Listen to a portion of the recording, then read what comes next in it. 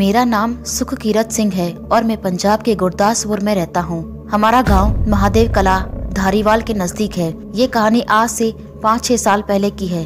तब मैं 7th या 8th क्लास में था। हमारे खेत भी थे जो कि गांव से बाहर थे। उन दिनों गेहूं की फसल पक चुकी थी और कटने के लिए तैयार थी। फसल काटने के लिए हमने किसी को बुलाया हुआ था और अगले ही दिन फसल मंडी के लिए भी जानी थी। तो वो फसल काटने वाला फसल काटने की एक कंबाइन मशीन लेकर आता था और जब भी वो अपनी मशीन लेकर आता था तो गांव के लोग पहले से ही उसको बुक कर लिया करते थे अपनी अपनी फसल कटवाने के लिए। हमारी फसल सबसे आखिर में कटनी थी। जब हमारी फसल के कटने की बारी आई तो मैं और मेरे पापा रात में खेत में ही मौजूद थे। मुझे रात में अकेले खेत में जाने से थोड़ा डर भी लगता था, क्योंकि एक तो हमारे खेत गांव से 2-3 किलोमीटर दूर थे और दूसरा खेत के पास ही एक शमशान घाट भी था। वो शमशान घाट चारों तरफ से झाड़ियों और पेड़ों से घिरा हुआ था और बिल्कुल हमारे खेत के साथ में ही था। रात के करीब 12 बजे थे। हमारी फसल की कटाई शुरू हो गई। कुछ देर बाद कंबाइन मशीन वाले ने सारे दाने हमारे 2 ट्रॉलीज में लोड कर दिए और वहाँ से चला गया। फिर हम भी ट्रैक्टर स्टार्ट करके अपने घर जाने लगे, लेकिन जब हमने ट्रैक्टर स्टार्ट करने की कोशिश की तो वो स्टार्ट नहीं हुआ। हमारा ट्रैक्टर काफी पुराना था और पहले भी वो कई बार स्टार्ट न होने की दिक्कत करता था। हमें लगा शायद आज भी ऐसे ही स्टार्ट नहीं हो रहा है। बार बार सेल्फ मारने पर भी ट्रैक्टर स्टार्ट नहीं हो रहा था। गेहूं के दानों से भरी वो ट्रॉली हम खेत में छोड़कर भी नहीं जा सकते थे, क्योंकि अगले ही दिन हमें वो मंडी में लेकर जाने थे। तो मेरे पापा मेरे ताऊ जी का ट्रैक्टर लेने गाँव में चले गए। मुझे बोला कि तू यहीं रुक के ध्यान रख, मैं ट्रैक्टर लेकर आता हूँ। ताऊ जी भी उस वक्त घर पर नहीं थे, इसलिए पापा को अकेले ही पैदल गांव जाना पड़ा ट्रैक्टर लाने के लिए। अब उस खेत में मैं बिल्कुल अकेला था।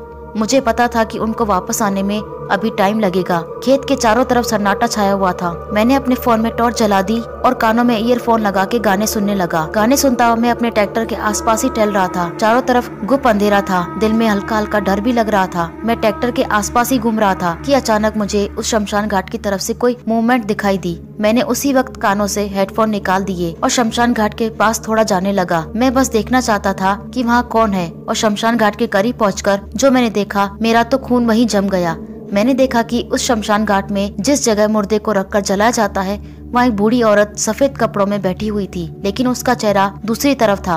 वो मेरी तरफ पीठ करके बैठी थी और वहाँ बैठी वो जोर जोर से एक अजीब सी आवाज निकाल रही थी, जैसे कि वो बहुत दर्द में हो। वो देखते ही मैं वहाँ से भागने लगा, लेकिन तभी मेरे पीछे से वो डरावनी आवाज आई, रुको बेटा। वो आवाज मेरे कानों में पड़ते ही मैं वहीं रुक गया और मैंने पलट कर देखा तो मेरी जान निकल गई। वो बिल्कुल मेरे सामने खड़ी थी, लेकिन वो इतनी जल्दी इतनी दूर से मेरे पास कैसे आई? उसके हुलिये के बारे में मुझे बस इतना ही याद है कि उसकी बॉडी बिल्कुल झुलसी हुई थी, जैसे कि वो आग में जली हो, और उसमें से बदबू भी आ रही थी। उसके सड़ते हुए शरीर में से खून भी निकल रहा था। वो सब देखकर मेरा दिमाग चक्कर खाने लगा और मैं वहीं बेहोश हो गया। बाद में जब मेरी आँख खुली तो मैं अपने घर में था। मेरे मम्मी पापा मेरे पास ही बैठे हुए थे और मुझे जगाने की कोशिश कर रहे थे। मैं 1 घंटे तक बेहोश था। फिर पापा ने बताया कि जब वो ट्रैक्टर लेकर खेत में पहुँचे तो मैं वहाँ नहीं था। मुझे ढूंढते हुए वो शमशान घाट में पहुँचे तो उन्होंने देखा कि शमशान घाट में मुर्दे जलाने वाली जगह पर मैं बेहोश पड़ा था। उनकी बात सुनकर मैं बहुत डर गया। मैंने उनको सारी बात बताई। जब मैं बेहोश हुआ था तब मैं शमशान के बाहर था, तो फिर मैं अंदर कैसे पहुँचा? क्या वो बुढ़िया मुझे खींचकर अंदर ले गई? वो औरत आखिर कौन थी और वो इतनी रात को वहाँ क्या कर रही थी? शायद वो कोई इंसान नहीं थी। फिर मेरे पापा ने मुझसे कहा कि आज के बाद तुम